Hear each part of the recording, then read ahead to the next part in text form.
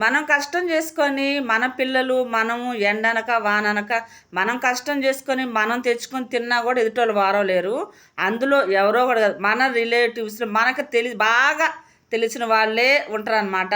మనకేదైనా కష్టం వస్తే వచ్చి ఒక్క రూపాయి ఇచ్చినోడు ఎవ్వడు ఉండడు. సంతోషంగా ఉంటే మటుకు పుల్లలేయడానికి రాళ్ళేయడానికి మటుకు రెడీగా ఉంటారు. పెళ్ళిళ్ళకి పిలుస్తారు రమ్మని. అందులో రిలేటివ్స్‌లోనే వాళ్ళ సంగతి చెప్తున్నా నేను. బయటోళ్ళ సంగతి కాదు. బయటోళ్ళు 100 రెట్లు నయము.